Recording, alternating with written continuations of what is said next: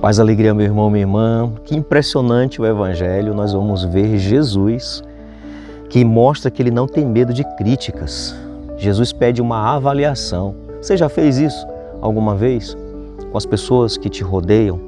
Você já quis ouvir a avaliação das pessoas em relação a você? Olha só que humildade que Jesus mostra aqui nesse Evangelho. O Evangelho de hoje é Lucas, capítulo 9, versículos de 18 a 22. Diz assim, certo dia, ele orava em particular, cercado dos discípulos, aos quais perguntou: quem sou eu? No dizer das multidões. Eles responderam: João Batista, outros Elias, outros, porém, um dos antigos profetas que ressuscitou. Ele replicou: e vós, quem dizeis que eu sou? Pedro então respondeu: o Cristo de Deus. Ele, porém, proibiu-lhe severamente anunciar isso a alguém.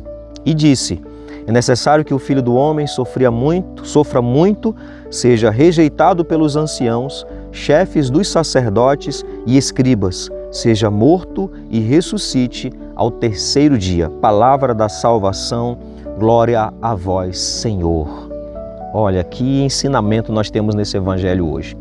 É claro que aqui nós vamos ver o primeiro anúncio da paixão de Cristo e aqui nós vamos ver também ainda a confusão no entendimento de Messias dos discípulos. Ele é o Cristo de Deus. Malaquias vai dizer que esse Cristo de Deus é o Messias que vai entrar triunfante em Jerusalém. Mas aí já o profeta Isaías já vai dizer que ele é o servo sofredor, ou seja, está certo pensar nesse Messias triunfante, mas também o Messias, o servo sofredor. Mas ainda havia uma confusão, no tipo de Messias. Mas não é o detalhe aqui nesse Evangelho. Vamos deixar para um outro momento. Mas um detalhe aqui é que Jesus ele se preocupa, ele pergunta dos discípulos, ele quer saber o que eles estão pensando.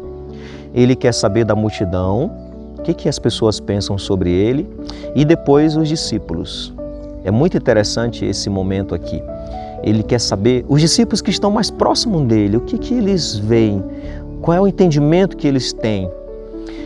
Ele sabe muito bem, tem consciência de que a opinião das pessoas, às vezes elas não valem tanto, porque às vezes as pessoas elas têm algumas opiniões, elas querem afirmar coisas boas para nós, mas sendo que a realidade é outra.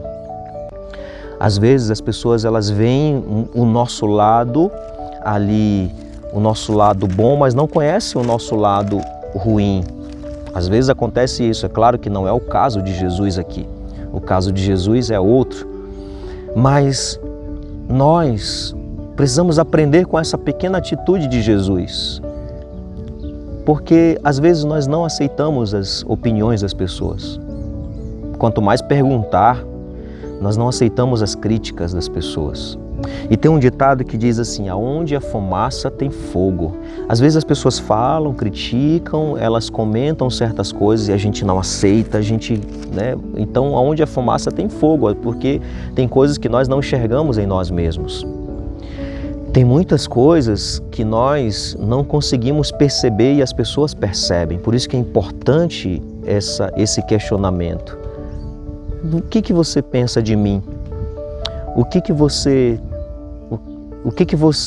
Como você me vê? Olha só, seria para nós um desafio fazer isso.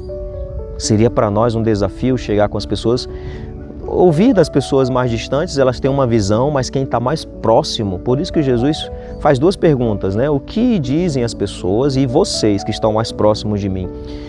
Então uma coisa é o que as pessoas que não me conhecem tão bem dizem de mim. Outra coisa é o que minha família diz, as pessoas que estão mais próximas. E isso é muito importante para a nossa avaliação, para a nossa mudança. Se nós não soubermos acolher as críticas, não tem mudança.